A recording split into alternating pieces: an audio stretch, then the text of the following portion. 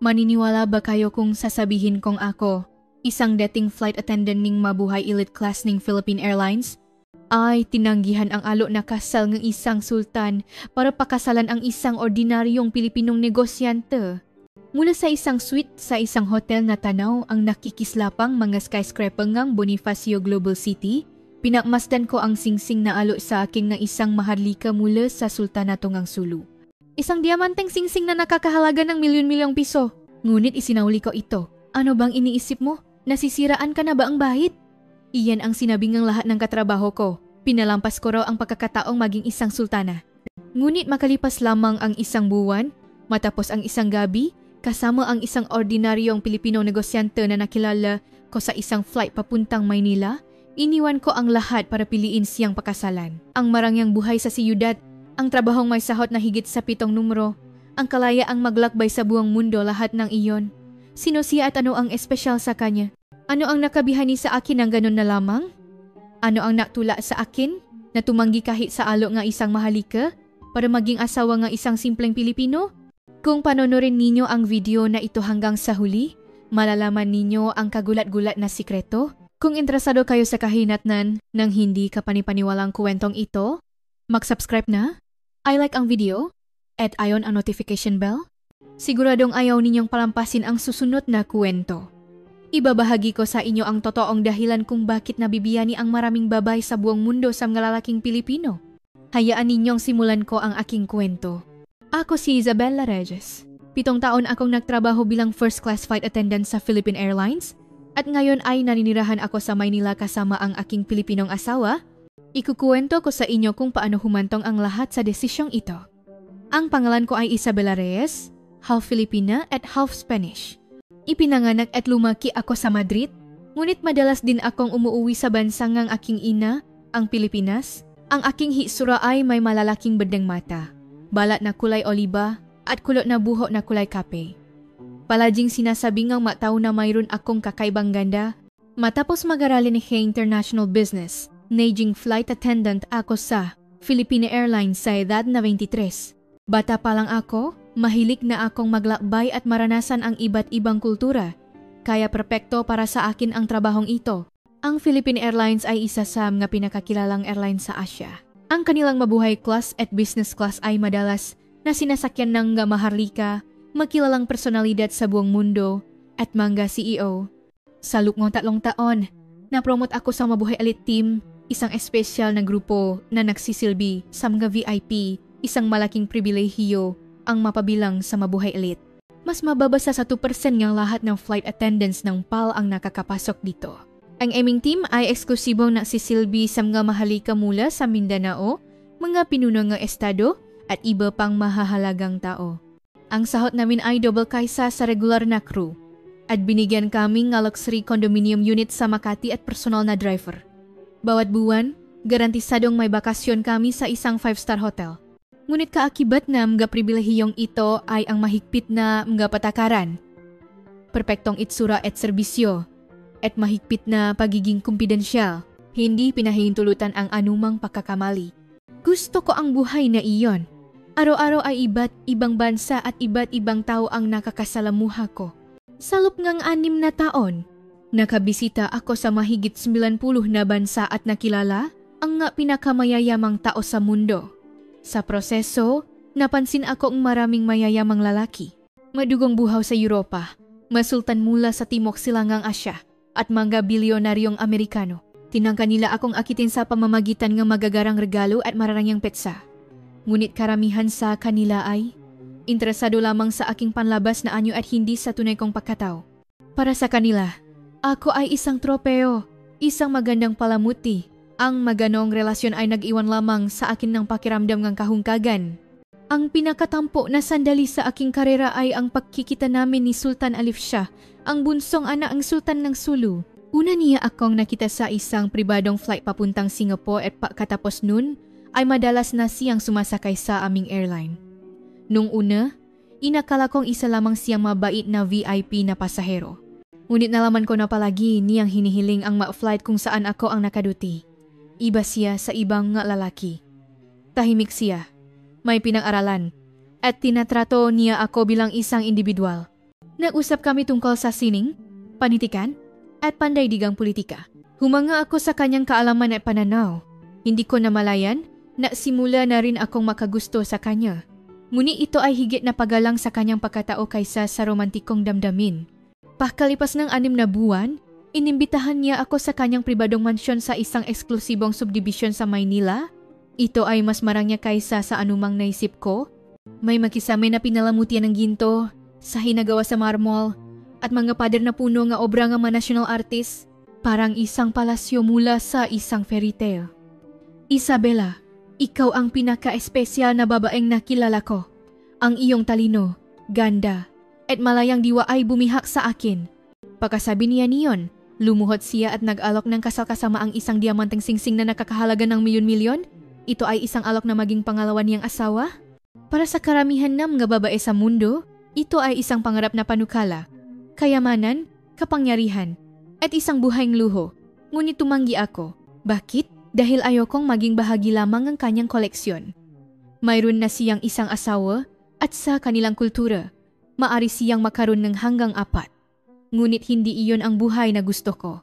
Siyempre, malaking balita ito sa kumpanya. Kumalat ang balita na tinanggihan ko ang alok ng isang sultan. Ang ilan ay humanga sa akin, ngunit karamihan ay inisip na wala ako sa tamang pag-isip.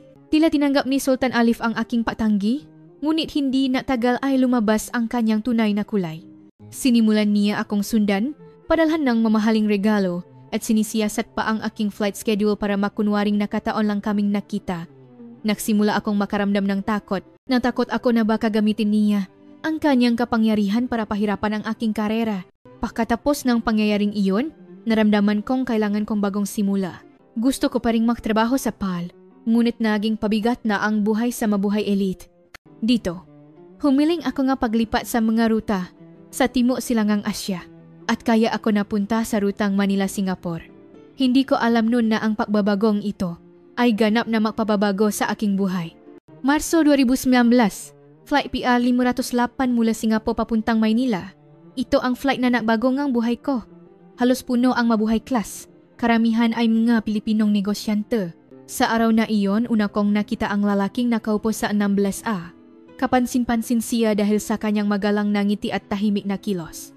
Kabaliktaran ng ibang mga pasahero na madalas may espesyal na hiling o reklamo, palagi siyang nagsasabing ng salamat po. Libu-libong pasahero na ang nasilbihan ko sa mabuhay class, ngunit iba siya. Mahirap ipaliwanag kung paano, ngunit may kakaiba sa kanyang presensya. Ang pangalan niya ay Miguel de la Cruz, CEO ng isang architectural design firm sa Maynila. Galing siya sa isang international architecture conference sa Singapore. Simple lang ang kanyang itsura, ngunit ang talino at kumpiyansa na mababanaak sa kanyang mata at higit sa lahat, ang kanyang kabaitan sa iba ang nagpa-espesyal sa kanya. Ang una naming pag-usap ay noong oras ng pagkain. Tinitingnan niya ang menu na tila nag-isip. Miss, kung okay lang, mayroon ka bang may rekomenda? Palaging mahirap pumili ng pagkain sa eroplano? Simple lang ang kanyang tanong, ngunit nagbigay ito sa akin ng kakaibang pakiramdam. Karamihan sa mga pasahero ng mabuhay class ay alam na kung ano ang gusto nila o kaya imainip na sasabihin kahit ano na lang. Ngunit siya, buong puso siyang nakatanong ng aking opinyon. Ang beef adobo po natin ang pinakasikat. Sariwa po at malinamnam, tamang-tama para sa flight.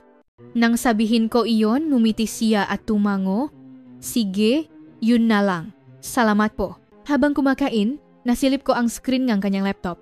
Tinitingnan niya ang mga architectural blueprint, ngunit hindi ito isang ordinaryong commercial building, kundi disenyo para sa isang espesyal na community center para sa mga nasalantangang bagyo. Mas lalo akong naging interesado. Nang tapos na siyang kumain at kukunin ko na ang kanyang tray, iniabutan niya ako ng isang maliit na papel. Salamat sa serbisyo.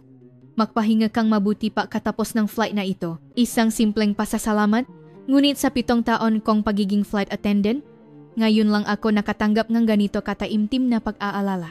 Karamihan sa mga pasahero ay tinitingnan kami bilang nga tagapaglingkod lamang. Habang papalapit na kami sa paglapak, biglang nakaranas kami ng malakas na turbulence. Nawalan akong balanse at muntik nang matumba, ngunit mabilis akong sinalo ni Miguel. Ang kanyang nga kamay ay matatak ngunit banayat at sa sandaling iyon, nagtama ang aming nga mata. Okay ka lang ba? Ang kanyang boses ay puno ng tunay na paalala. Naramdaman kong bumilis ang tibok ng aking puso. Maikling sandali lamang iyon. Ngunit nakita ko ang tunay na kabaitan sa kanyang nga mata. At sa totoo lang, ang pakiramdam ng kanyang matipunong braso na sumalo sa akin ay nakakabiyani. Ang mas nakakagulat ay ang sumunod na nangyari. Habang nakpapatuloy ang turbulence, isang pasahero ang biglang inatake. Habang lahat ay nagpapanik, si Miguel ay nanatiling kalmado at kinontrol ang sitwasyon. May training ako sa first aid. Tutulong ako. Pinakalma niya ang pasahero at binigyan kami ng mamalinaw na tagubilin. Dahil sa kanyang kahinahunan at pamumuno, nalampasan namin ang krisis. Kahit sa ganitong sitwasyon, hindi siya natinag.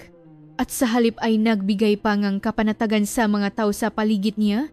Pakalapak, nang bumaba na ang lahat ng pasahero, siya ang huling bumaba.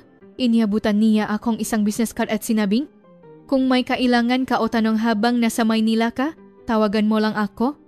Iyon lang. Walang anumang hindi kailangang salita o pag-aya.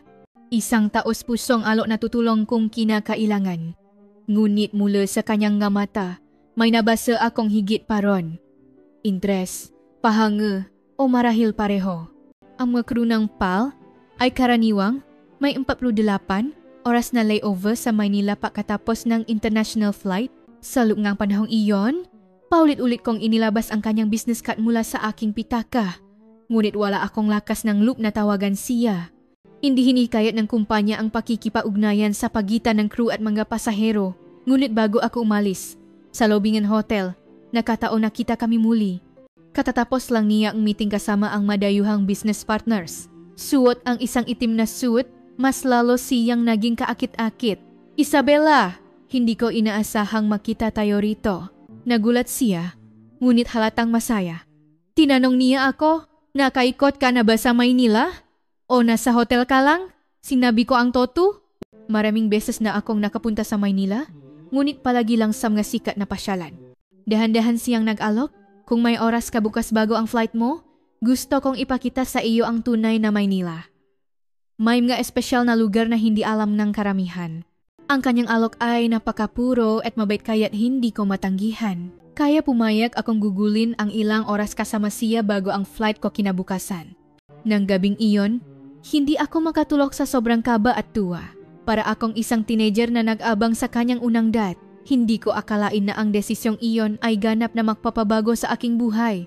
Kinabukasan, eksakto sa napag-usapang oras, dumating si Miguel sa lobby ng hotel. Nakasuot siya ng simpleng maong at puting polo mayos ngunit hindi kapansin-pansin. Ngunit ang kanyang masayang ngiti ang nagbigay liwanag sa buong paligid at may dala siyang isang bouquet ng bulaklak. Pasensya na kung abala itong regalo ko sa umaga. Pero ang ganda kasi ng mga bulaklak na ito, naalala kita. Hindi ito isang marangyang bouquet. Simple lamang ito, ngunit pinili ng may pag-ingat. Mula sa mga bulaklak na iyon, naramdaman ko ang kanyang katapatan. Sa sandaling iyon, muli kong nakumpirma na iba ang lalaking ito. Dinala niya ako sa mga magagandang lugar sa Maynila na hindi alam ng mga turista. Ang makikitit na kalinga, intramuros na may mga lumang bahay, isang maliit at maginhawang kapihan sa poblasyon, at isang tahimik na parke na tanaw ang Manila Bay. Ito ang Maynila na gusto ko. Maganda rin naman ang Bigisi o Makati, pero sa tingin ko, nasa nga tahimik na lugar na tulad nito ang tunay na kaluluwa ng Maynila. Naramdaman ko ang pagmamahal niya sa kanyang lungsod. Hindi lang siya isang tour guide, para siyang isang taong nagbabahagi ng isang bagay na mahalaga sa kanya. Habang naglalakad kami, napansin kong matagal na panahon na pala akong hindi nakakaramdam ng ganitong kapanatagan. Para sa tanghalian, dinala niya ako sa isang maliit na karinderya na naghahain ng maalutong bahay. Walang menu sa lugar na iyon. Ang ari mismo ang nagluto at nagsilbingam nga sariwang pagkain sa aming mesa. "Aling Nena, ang sarap po talaga. Salamat po." Habang pinapanot ko si Miguel na nakikipausap kay Aling Nena, nakita ko ang isa pa niyang katangian. Isa siyang matagumpay na CEO, ngunit buong puso siyang nakikipag-usap at nagpapakita ng respeto kahit sa may-ari ngang isang simpleng kainan. Dahil doon, mas lalo akong humanga sa kanya. Habang kumakain, mas nakilala namin ang isa't isa. Siya ay 30 taon gulang at 10 taon na ang nakalipas ng itayo niya ang kanyang maliit na architectural firm na ngayon ay may 50 empleyado na. Ang kanyang kumpanya ay kilalasam nga disenyong pang-arkitektura na makakalikasan. Ang pangarap ko ay lumikha nga espasyo kung saan ang matao at kalikasan ay makakaswato. Ang isang gusali ay hindi lamang isang istruktura, ito ay isang espasyo para sa buhay. Habang nakikinig ako sa kanyang madamdaming pagsasalita, naunawaan ko kung bakit siya naging matagumpay. Nagtatrabaho siya hindi lamang para sa pera, kundi para sa tunay na halaga. At pagkatapos ay nakwento siya ngang isang bagay na hindi ko inaasahan. Ang kanyang nakababatang kapatid ay nagkaroon ng kapansanan dahil sa isang aksidente noong bata pa sila, at iyon ang naging dahilan kung bakit siya naging interesado sa pagdidisenyo ng mga espasyo para sa mga taong may kapansanan. Ang disenyo ng community center na tinitingnan niya sa eroplano ay isang proyekto na pinopondohan niya gamit ang sarili niyang pera. Nang makita ko ang mapaghihirap ng kapatid ko, naisip ko na ang mundo ay dapat idisenyo ng patas para sa lahat. Iyon ang simula ng aking filosofiya sa arkitektura. Lubos akong naantik sa kanyang kwento. Ito ang dahilan kung bakit siya espesyal. Hindi lang ang sarili niyang tagumpay o yaman ang mahalaga sa kanya, kundi ang pagbabago sa buhay ng ibang tao para sa mas mabuti. Ang pinaka-emosyonal na sandali ngang araw na iyon ay dumating pagkatapos ngang tanghalian. Dinala ako ni Miguel sa isang maliit at tradisyonal na bahay kubo na may hardin kung saan kami uminom ng barakong kape at napatuloy sa aming malalim na pausap. Isabela, napakaganda mong tao. Hindi lang sa panlabas, kundi pati sa loob. Nagtataka ako kung bakit ka nagtatrabaho sa isang magarbong mundo tulad niyan. Ang kanyang tanong ay direkta ngunit may kabaitan. Sa unang pagkakataon, nag-open up ako sa isang tao. Ikinuwento ko ang nasa likod ng magarbong buhay nga, isang flight attendant ang patuloy na kalungkutan at pagod sa isang buhay na palaging panandalian. Minsan, nakakapagod na talaga. Araw-araw, iba't ibang siyudad, iba't ibang tao. Lahat ay pansamantala lang at minsan, hindi ko na alam kung saan ako kabilang. Tumahimik sandali si Miguel bago marahang nagsalita. Sa aming mga Pilipino, espesyal ang konsepto ng tahanan. Hindi lang ito isang lugar na tinitirhan, kundi isang lugar kung saan mapapanatak ang iyong puso. Marahil, kailangan mo ring ang ganoong tahanan, Isabela. Ang nga salitang iyon ay tumama sa puso ko. Sa buong buhay ko na palipat-lipat, ang konsepto ng tahanan ay palaging malabo para sa akin. Sa kanyang nga salita, bigla na lang tumulo ang aking nga luha. Isang reaksyon na hindi ko inaasahan.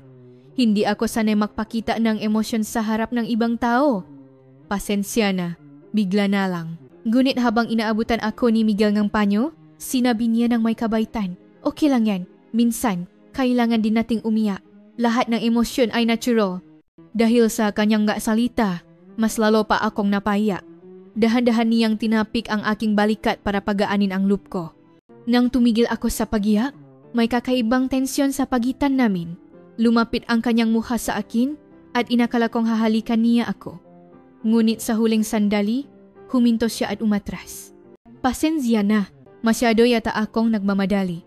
Ang kanyang pagbipigil at paggalang sa akin ay mas lalo pang nagpabiyani sa akin. Kung ibang lalaki iyon, sinamantala na sana nila ang aking kahinaan, ngunit iba siya. Mabilis na lumipas ang oras at kailangan ko nang bumalik sa airport. Ihinatid ako ni Miguel sa hotel at napaalam kami. Napakasaya ng araw na ito. Maswerte akong nakilala kita, Isabela. Taos puso ang kanyang mata. Ganon din ang nararamdaman ko. Ako rin, masaya ako.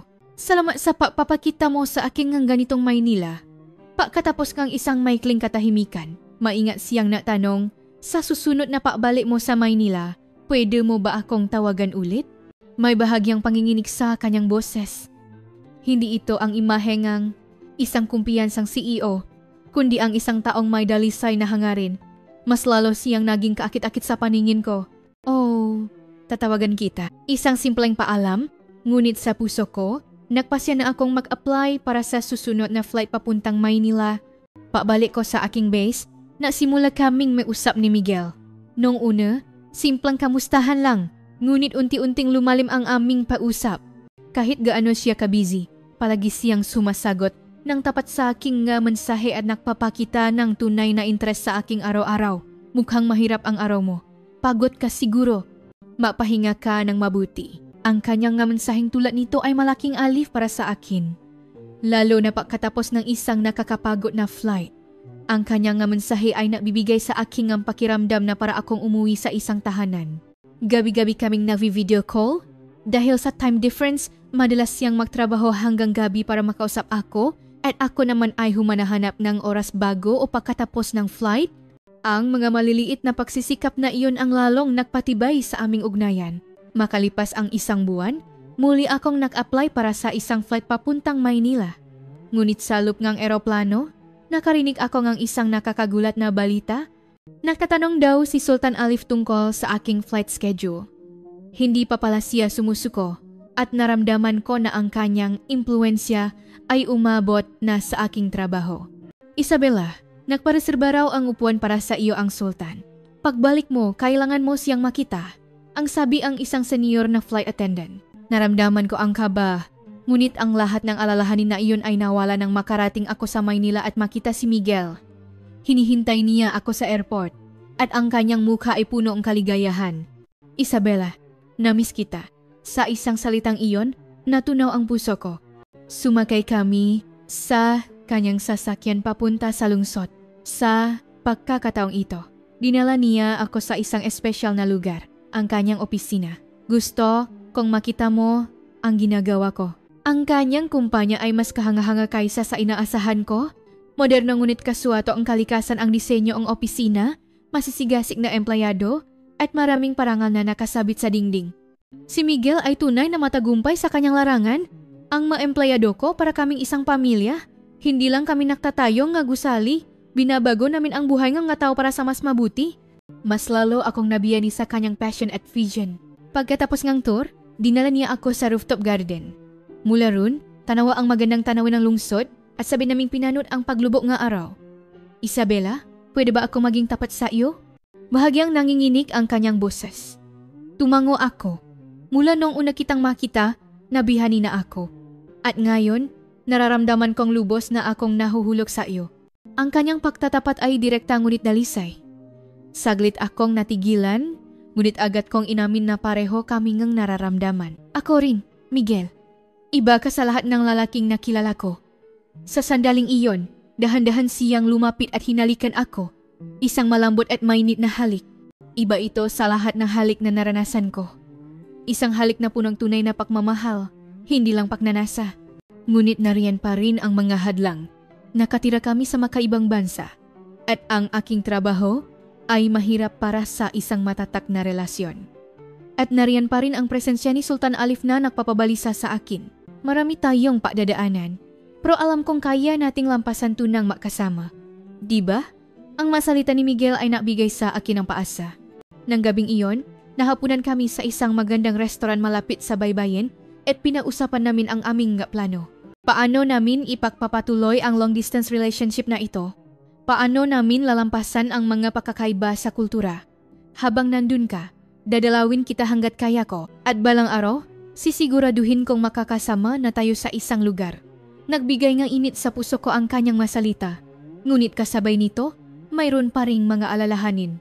Magtatagal kaya ang ganitong relasyon? Nang gabing iyon, inihatid ako ni Miguel sa hotel. Sa lobby, nang mapapaalam na siya, niyakap niya ako ng mahigpit. Bukas na umaga ang flight mo, di ba? Good night, Isabela. Ang kanyang yakap ay mahigpit ngunit banayat at naramdaman ko ang kakaibang kapanatagan sa kanyang gabisik.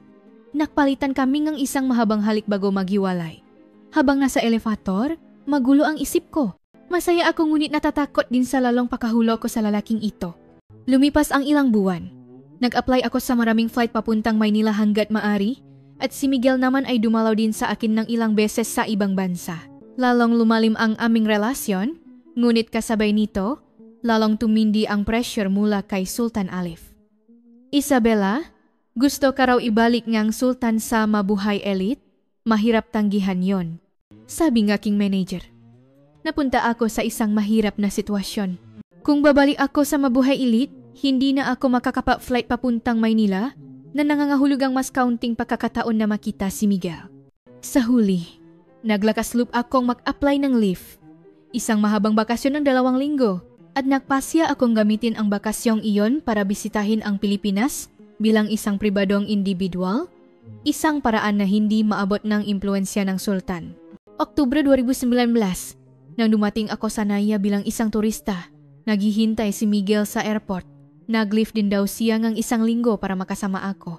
Sa pagkakataong ito, gusto kong umalis tayo sa Maynila at pumunta sa isang espesyal na lugar, kung okay lang sa iyo. Dinala niya ako sa isang maliit at pribadong rest house sa San Juan, Batangas.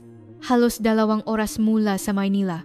Ang lugar na iyon ay nasa gitna ng luntiang kapaligiran na may magandang tanawin ng dagat. Ito ang rest house na itinayo ng lolo ko. Madalas ang katiwala ang nag-alaga nito, pero paminsan-minsan, pumupunta ako rito para mag-isip. Napakagandang lugar. May mga modernong kagamitan ngunit napanatili ang tahimik na pakiramdam ng isang tradisyonal na bahay bakasyunan. Ang bawat kwarto ay may iba't ibang tema. Ako mismo ang nag-renovate ng bahay na ito. Gusto kong pagsamahin ang tradisyonal at moderno. Dinala ako ni Miguel sa kwartong espesyal niyang inihanda para sa akin. Pinalamutian ito nga estilong Kastila na may mahinang amoy ngang sampagwita. Nalaman kong lumaki ka sa Espanya, kaya gusto kong maramdaman mo kahit kaunti ang pakiramdam ng iyong tahanan. Sa kanyang simpleng pag-alala, tuluyan nang natunaw ang puso ko. Hindi ko maisip kung gaano karaming oras at pagsisikap ang inilaan niya para ihanda ang lahat na ito. Salamat. Na-touch talaga ako sa ginawa mo. Nahihiyang iwinagayway ni Miguel ang kanyang kamay. Wala yon. Gusto ko lang na maging comfortable ka. Sa unang araw, naglakat-lakat kami sa paligid at ninamnam ang magandang kalikasan. Ang ngaluntiang puno, ang malinaw na tubig ng dagat at sa gabi, ang kumikinang ng gabituin. Parang isang eksena mula sa isang fairy tale. Ipinahanda ako ni Miguel ngang isang espesyal na hapunan. Isang kakaibang fusion ngang tradisyonal na pagkaing Pilipino at Espanyol. Ang ala ay paborito kong Spanish wine at ang table setting ay perpekto. Nagluluto ka rin pala. Ang dami mo namang talento. Nang purihin ko siya, nahihiya siyang ngumiti. Sa totoo lang, ilang buwan akong nag-aral magluto para sa araw na ito. Ang hirap pala ang Spanish cuisine. Nang marinig ko yon, uminit ang aking dibdib. Hindi ako makapaniwala na ginawa niya ang lahat ng ito para sa akin. Wala pang lalaki ang nagpakita ng ganitong kataimtim ng pagsisikap. Pagkatapos kumain, nagbabat kami sa infinity pool sa ilalim nga bituin. Siyempre, pareho kaming nakasuot ng damit panligo. Hindi siya kailanman nagtangkang lumampas sa linya at palagi akong iginagalang. Ngunit sa gabing iyon, may kakaiba. Sa ilalim nga tubig, nang magdikit ang aming nga kamay, hinawakan niya ito at nagtama ang aming nga mata. Isabela, magiging tapat ako. Gusto kita. Mahal na yata kita. Pero alam kong maraming hadlang sa pagitan natin. Ang iyong karera, ang ating makultura, ang distansya. Kaya ayaw kong magmadali. Gusto kong dahan-dahan nating makilala ang isa-isa. Sa kanyang taos-pusong pagtatapat, inamin ko rin ang aking nararamdaman. Mahal din kita, Miguel. Ngayon lang ako nakaramdam ng ganito. Anuman ang ngahadlang, naniniwala akong malalampasan natin ito ng makasama. Sa sandaling iyon, dahan-dahan siyang lumapit at hinalikan ako. Ito ay mas malalim at mas mapuso kaysa sa mga naunang halik. Ang halik na iyon sa ilalim ng mabituin, sa mainit na tubig ng pool, ay isa sa mga pinakaromantikong sandali sa aking buhay. Habang umiinit ang halikan, hiniling ko na sana ay magpatuloy pa siya. Ngunit bigla siyang huminto at umahon sa tubig. Gabi na, marami pa tayong plano bukas. Kaya mas mabuting magpahinga na tayo. Noong una, hindi ko naintindihan ang bigla niyang paginto, ngunit kalaunan, naintindihan ko. Tunay niya akong iginagalang at hinihintay niya ang perpektong sandali. Pagbalik ko sa kuwarto, naligo ako at nahiga na. Ngunit bigla akong nakaramdam ng masama. Nilagnat akong matas, naginig sa ginaw, at sumakit ang ulo ko. Marahil dahil sa jet lag, pagod, at pagbabago ng kapaligiran. Isabela, okay ka lang? Ang pula ng mukha mo. Agad na napansin ni Miguel ang aking kalagayan at kinuha ang aking temperatura, 39 degrees. Kailangan nating pumunta sa ospital? Ngunit dahil nasa liblib na lugar kami, mahigit 40 minuto ang abutin papunta sa pinakamalapit na ospital at biglang bumuhos ang malakas na ulan. Sa sandaling iyon, walang pag-aalinlangan na kumilos si Miguel. Kinuha niya ang first aid kit mula sa sasakyan at binigyan akong gamot. Ipinagtimpla niya akong salabat. at walang tigil niyang pinunasan ang aking nunang malamig na bimpo. Huwag kang mag-alala, Isabela. Alagaan kita. Kung lumala ang lagay mo, handa tayong pumunta agad sa ospital. Umupo siya sa isang upuan sa tabi ng kama at buong gabi akong binantayan. Hindi siya umalis kahit sandali. Palaging tinitignan ang aking temperatura, pinapainom ako ang tubig, at pinupunasan ang aking pawis. Dahil sa mataas na lagnat, paminsan-minsan ay nawawalan ako ng malay, ngunit malinaw kong natatandaan ang kanyang maalagang mga kamay at nag-alalang mga mata. Nang magumaga at nagsimulang bumaba ang aking lagnat, sa kalagitnaan ng aking malay, tinanong ko siya, bakit mo ginagawa ang lahat ng ito?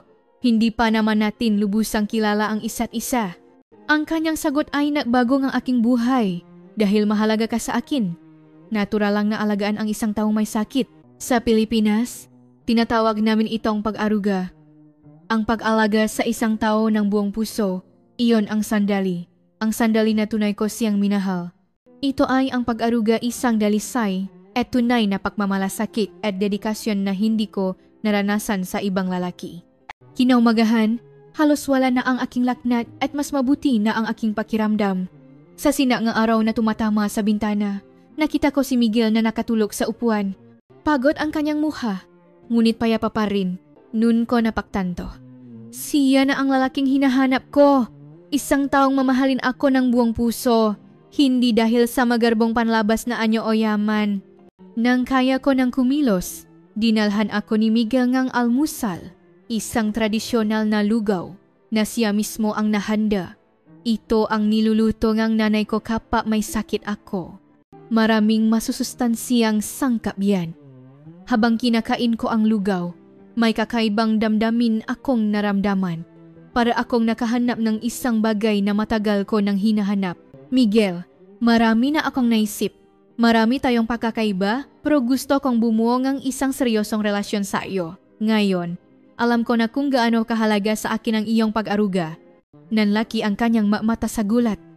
At agad na lumitaw ang isang masayang ngiti sa kanyang mukha. Talaga, Isabela, mahal na mahal din kita. Pero ayokong isuko mo ang iyong karera, ang iyong buhay. Ngumiti ako sa kanyang masalita. Alam ko na ngayon kung ano ang tunay na mahalaga. Mas mahalaga ang tunay na pag-ibig at isang mainit na tahanan kaysa sa isang magarbong buhay. At nang gabing iyon, sa wakas ay naging isa kami. Hindi lamang ito isang pisikal na pagsasama, kundi isang pagtatakpo ng kaluluwa. Bawat kilos niya ay punong pagmamahal at paggalang at naramdaman ko na mas inaalagaan ako kaysa dati. Mahal kita. Ikaw ang pinakamagandang regalo sa buhay ko. Sa kanyang bulong. Tumulo ang luhan kaligayahan sa aking mata. Iyon ang unang pagkakataon na nalaman ko kung ano ang tunay na pag-ibig. At ganon nagsimula ang aming isang gabi na naging simula ngang walang hanggang pag-ibig. Ngayon, naintindihan niyo na ba na ang gabing iyon ay hindi lamang isang romantikong gabi, kundi isang gabing tunay na pag-ibig at dedikasyon. Sa mga sumunod na araw, masaya kaming nakasama sa Batangas. Parang nasa sarili naming mundo, malayo sa lahat. Ngunit hindi nagtagal, bumalik kami sa realidad. Malapit nang matapos ang aking bakasyon at kailangan ko nang bumalik. Isabela, hihintayin kita hanggang handa ka na, hindi kailangang magmadali. Taos puso ang masalita ni Miguel, ngunit nakapagpasyon na ako. Lilipat ako sa Pilipinas at magsisimula ng bagong buhay kasama siya. Ngunit bago iyon, may kailangan akong ayusin. Ang usapin namin ni Sultan Alif. Pagbalik ko, nagsumita ko ng resignation letter sa Philippine Airlines. Nagulat ang lahat ng katrabaho ko at ang ilan ay inisip na malaking pagkakamali ang ginagawa ko. Isabela, tinanggihan mo na ang alok ng Sultan tapos ngayon iwan mo ang lahat ng ito para pumunta sa Pilipinas. Ngunit sigurado ako sa aking desisyon. Alam ko na ngayon na mas mahalaga ang tunay na pag-ibig kaysa sa magarbong panlabas na anyo. Ngunit sa huling araw ko sa aking tsondo, isang hindi inaasahang bisita ang dumating, si Sultan Alif. Isabela, alis ka na lang ba ng ganun? Walang kahit isang paalam? Dumating siya sa kanyang isang marangyang sasakyan? Ang kanyang nga mata ay may halong galit at sakit? Paumanhin po? Sultan? Ngunit buo na ang aking pasya. Bumuntong hininga siya at sinabing, alam ko, para sa Pilipinong yon, di ba? Anong klaseng lalaki siya para iwan mo ang lahat ng ito? Walang pag-alinlangan akong sumagot. Siya ang nagpakita sa akin ng tunay na pag-aruga. Isang bagay na hindi nabibili ng pera o kapangyarihan. Tumahimik sandali si Sultan Alif at sa huli ay tumango, sana maging masaya ka, Isabela. Nawa'y maging maganda ang iyong bagong simula sa Pilipinas. Mayroon pa ring bakas ng panghihinayang sa kanyang boses, ngunit kasama nito ay isang taos-pusong pagbati. Sa huli, iniabutan niya ako na isang maliit na kahon. Ito ang regalo ko sa kasal mo, huwag mong tanggihan. Sa loob ng kahon ay isang magandang kwintas na perlas. Hindi marangya, ngunit elegante at may dignidad. Maraming salamat po, Sultan. Nawa'y mahanap niyo rin ang tunay na kaligayahan. At ganun ko isinara ang huling kabanata ng aking buhay doon at nagsimula ng bago. Hindi naging madali ang paglipat ko sa Pilipinas. Ang language barrier, pagkakaiba sa kultura, at pag-angkop sa bagong kapaligiran lahat ay isang hamon. Lalo na sa mga unang buwan, nahirapan ako dahil sa culture shock at homesickness. Ngunit palaging nasa tabi ko si Miguel, matiyaga akong tinutulungan. Gabi-gabi niya akong tinuturuan ng Tagalog at tuwing weekend, dinadala niya ako sa iba't ibang lugar sa Pilipinas para ipakilala ang kultura. Ang pinaka-nakakaantik ay ang pagdisenyo niya ang aming bahay ayon sa aking gusto. Gusto kong lumiha ang isang espasyo kung saan magiging comfortable ka. Isang pagsasamangang pakiramdam ng Espanya at pagiging praktikal ng Pilipinas. Noong may paalinlangan ang magulang ni Miguel sa akin, isang dayuhang nobya, at galing pa sa pagiging flight attendant. Hindi madaling tanggapin para sa kanila. Lalo na ang biyenan ko, nag-aalala siya na hindi ako marunong magluto ang pagkaing Pilipino. Paano kung hindi masarap ang luto mo para sa anak ko? Sino ang magluluto para sa kanya? Ngunit hindi ako sumuko at nagsimulang mag-aral magluto ng pagkaing Pilipino. Mula sa mga resipi sa internet hanggang sa pag-enroll sa isang local cooking class. At isang linggo, inimbitahan ko ang aking biyenan at naghanda akong pagkaing Pilipino. Ikaw ang nagluto ng lahat ng ito. Naku, ang sarap nitong kaldereta. Ang gulat na mukha at papuri ng aking biyenan ay nagbigay sa akin ng malaking kumpiyansa. Pagkatapos noon, malaki ang ipinagbago ngang pakikitungo ng aking biyenan. At lalo na ang biyenan ko, tinrato na niya ako na parang tunay na anak, ang galing magluto ng manugang ko. Sa susunod, tuturuan kita ng mas espesyal na mga putahe. Pakalipas ng 3 buwan, formal na nagpropose sa akin si Miguel. Hindi isang mamahaling diamanteng singsing, kundi isang tradisyonal na gintong singsing na pamana mula sa kanyang lola. Isabela, sa aming kultura, ang singsing na ito ay hindi lamang isang palamuti. Nangangahulugan, ito na tinatanggap ka bilang bahagi ng pamilya. Papakasalan mo ba ako? Espesyal din ang paraan ng kanyang pag-propose. Hindi sa isang marangyang restoran o pampublikong lugar, kundi sa rooftop garden ng aming bahay, habang nagluluto siya ng hapunan sa isang natural na pag-usap. Ang kanyang pagiging simple at tapat ang mas lalong nakakaanti. Sa sandaling iyon, walang pag-aalinlangan akong sumagot ng oo. Tinanggihan ko ang alok ng sultan, ngunit buong puso kong tinanggap ang alok ng tapat na Pilipinong ito. Nagsimula kaming mahanda para sa aming kasal at inimbitahan ang aming pamilya. Noong una, hindi naintindihan ng aking mamagulang, ngunit nang si Miguel mismo ang pumunta sa Espanya para kausapin sila, unti-unti silang napapayak. Isabela, kung saan ka masaya. Pero dapat madalas tayong magkikita, ha? Setyembre 2020, ikinasal kami sa Maynila.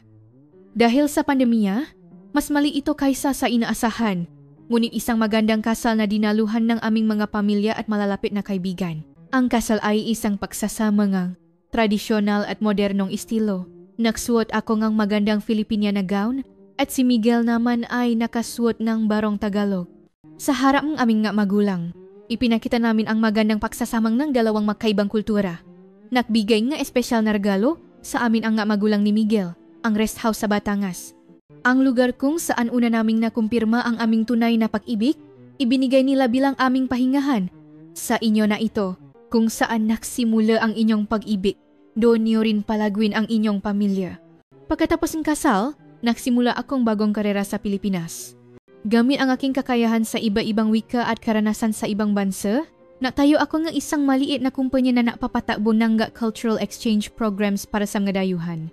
Sa pamamagitan ng trabahong ito, tinutulungan ko ang mga dayuhan na maunawaan at umangkop sa kulturang Pilipino. Gusto kong ibahagi sa iba ang aking mga naranasan sa culture shock at pag-angkop. Gusto kong gawing mas madali ang kanilang paglalakbay. Sinusuportahan ni Miguel ang aking business idea at tinulungan ako sa lahat ng bagay, mula sa puhunan hanggang sa opisina. Ngunit hindi siya nakialam at ipinaubaya sa akin ang lahat ng desisyon. Ang iyong talento at karanasan ay malaking tulong sa lipunang Pilipino. Tutulungan kita sa lahat ng kaya ko, pero ang kumpanyang ito ay sa iyo. Ngayon, mas maliit ang kinikita ko kaysa sa Philippine Airlines, ngunit mas mayaman ang aking buhay. Hindi yaman sa material, kundi yaman sa puso. Paminsan-minsan, nakakatanggap ako ang mensahe mula sa mga dati kong katrabaho. Hindi pa rin nila maintindihan ang aking desisyon at iniisip na namimiss ko ang marangyang buhay. Isabela, hindi ka ba talaga nagsisisi? Iniwan mo ang lahat ngayon, ngunit ni minsan ay hindi ako nagsisi. Sa katunayan, nagsisisi pa ako na hindi ko ginawa ang desisyong ito ng mas maaga. Paminsan-minsan, nakakarinig akong balita tungkol kay Sultan Alif. Nagpakasal na raw siya sa ibang babae at paminsan-minsan ay bumibisita sa Pilipinas para sa negosyo. Isang araw, nakataong nakita kami sa isang event sa Maynila. Magalang siyang bumati at nagpakitang respeto kay Miguel. Tama pala ang naging desisyon mo, Isabela. Mukha kang masaya. Nung nakaraang buwan, may espesyal akong balita para kay Miguel. Magkakaroon na kami ng aming unang anak. Ang masayang ngiti sa mukha ni Miguel nang marinig niya ang balita ay isa sa mga pinakamagandang tanawin na nakita ko. Salamat, Isabela! Ikaw ang pinakamalaking regalo sa buhay ko. Agad siyang lumuhod. Idinikit ang kanyang tainga sa aking tiyan at nagsimulang kausapin ang aming anak. Sa Tagalog, Ingles, at medyo pautal-utal na Espanyol. Sa sandaling iyon, naisip ko kung gaano kayaman ang kulturang mamanahin ng aming anak at napuno akong kaligayahan. Ngayon, sinisimulan ko ang isang bagong kabanata sa aking buhay. Mula sa isang mabuhay elite flight attendant, naging isang negosyante sa Pilipinas at malapit nang maging isang ina, at isang kultural ambasador na nag-ugnay sa dalawang kultura. Hanggang ngayon, nagtataka pa rin ang mataw sa aking desisyon na tanggihan ang alok ng isang sultan at piliin ang isang Pilipino. Ano raw ang espesyal sa kanya? Ito ay ang pag-aruga, isang taos-pusong pag-ibig at pagmamalasakit na ipinapakita sa gawa, hindi sa salita. Isang espesyal na katangian ng mga lalaking Pilipino na natuklasan ko noong gabing binantayan niya ako habang may sakit. Isang gabi lang, ngunit binago nito ang buong buhay ko. Ang gabing iyon ay hindi tungkol sa pisikal na relasyon, kundi sa tunay na pag-ibig at pag-aruga. Ang pag-aruga ng isang lalaking Pilipino ay may mas malakas at pangmatagalang halina kaysa sa anumang yaman o karangyaan. Ngayon, naintindihan niyo na ba ang espesyal na katangian ng lalaking Pilipino na nakikitungo sa iba ng may tunay na puso, hindi dahil sa panlabas na anyo o yaman? Madalas tinatanong nga tao, hindi ba mahirap ang buhay sa Pilipinas? Paano mo nalampasan ang pagkakaiba sa kultura? Siyempre, may mga mahihirap na sandali, ang wika, ang pagkain, ang komplikadong relasyon sa pamilya. Ngunit lahat ng hamon na ito ay lalong nagpatibay sa aming pag-ibig. At mas mahalaga, natuklasan namin na ang mapagkakaibang ito ang nagpapayaman at nagpapasaya sa aming buhay. Ang pagkakaiba ay hindi isang kakulangan, kundi isang regalo. Natututo kami mula sa kultura ng asa't isa at nakakaroon ng mas malawak na pananaw. Ito ang mensaheng palagi kong binibigyang diin sa mga international couples. Tanggapin ang pagkakaiba sa kultura hindi bilang hadlang, kundi bilang isang pagkakataon para lumago. Ngayon, kami ay namumuhay sa pagitan ng aming bahay bakasyonan sa Batangas at apartment sa Maynila. Tuwing weekend, nag-enjoy kami sa kalikasan at sa mga araw linggo, abala kami sa aming matrabaho sa siyudad. Kami, na nagmula sa makaibang mundo, ay tinatamasa ang pinakamahusay sa parehong mundo. Sana'y nakapagbigay ng inspirasyon sa inyo ang aking kwento, na minsan, ang hindi inaasahang pagpili ang nagiging pinakamahusay na desisyon sa buhay. At ang tunay na kaligayahan ay madalas na matatakpuan sa kabila ang magarbong panlabas na anyo. Sa sandaling ito, may mga taong nasasangandaan ng kanilang buhay. Maaring naalangan sila sa pagitan ng ligtas na daan at ng daan na itinuturo ng kanilang puso. Sana'y makapagbigay ng lakas ng loop sa kanila ang aking kwento. Tulad ng pagpili ko sa mainit na pag-aruga, ng isang Pilipino kaysa sa marangyang alo ng isang sultan. Naway makaroon din kayo ng lakas ng loob na pumili ayon sa tunay na halaga. Kung nagustuhan ninyo ang kwentong ito, mangyaring mag-subscribe at I-like ang video. Kung gusto ninyong mauna sa lahat na mapanood ang susunod na episode, ayon na ang notification bell. Naway mapuno ngang mas maraming pag-aruga ang buhay nating lahat. Maraming salamat.